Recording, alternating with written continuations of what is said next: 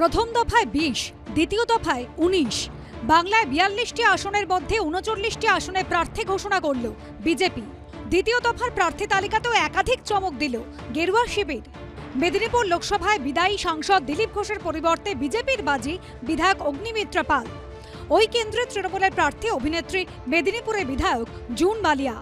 তার বিরুদ্ধে আসানসোল দক্ষিণের বিধায়ক অগ্নিমিত্রা পালকে ময়দানে নামালো বিজেপি। মেদিনীপুরে সিপিআই প্রার্থী করেছে বিপ্লব ভট্টকে। এটা আমার কাছে একটা বিরাট পাওয়া। মানে আজকে আমার শীর্ষ নেতৃত্ব আমাকে এই সুযোগটা দিচ্ছেন, এই রকম একটি সময়ে মাননীয় প্রধানমন্ত্রীর হাত শক্ত করা, লড়াই করা, এটা আমার কাছে একটা অনেক বড় পাওয়া। বিনা যুদ্ধে দেবনাহি সূচাগ্র মেদিনী। তো আজকে 1 সেন্টিমিটার জায়গা ছাড়া হবে না এবং লড়াই হবে। কৃষ্ণনগরেও তৃণমূল প্রার্থী বহুয়া মৈত্রের বিরুদ্ধে রাজবাড়ির সদস্যকে প্রার্থী করে চমক দিয়েছে গেরুয়া শিবির। সদ্য বিজেপিতে যোগ দেওয়া সেখানকার রাজবাড়ির সদস্য অমৃতা রায়কে নামানো হলো ভোটের ময়দানে। এটা মানুষের আশীর্বাদ, ভগবানের আশীর্বাদ। আমার ওপর একটা দায়িত্ব এসছে, খুব গুরু দায়িত্ব। তো সেই দায়িত্বটা পালন করার এবার পালা।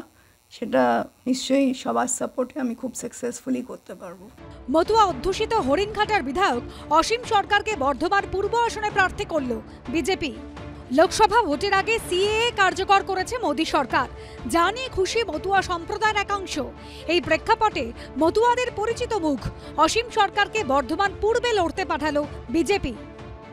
আমি ঠাকুরের কাছে প্রার্থনা করি যে দায়ভার ভারতীয় জনতা পার্টি আমার উপরে অর্পণ করেছে, যেন তিনি শক্তি যোগান ঈশ্বর এবং অন্যায়, অত্যাচার, দুর্নীতির বিরুদ্ধে যেন মানুষ রায় দেয়।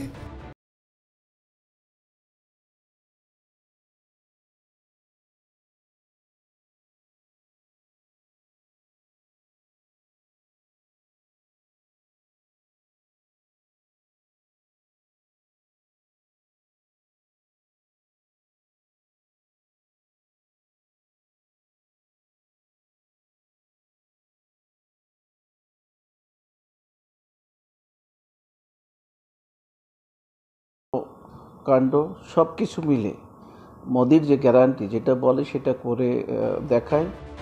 এর আগে অগ্নিমিত্রা পাল গত লোকসভা উপনির্বাচনে আসানসোল কেন্দ্র থেকে দাঁড়িয়েছিলেন। সেবার শত্রুঘ্ন সিনহার কাছে পরাজিত হন তিনি। জিলামকরণ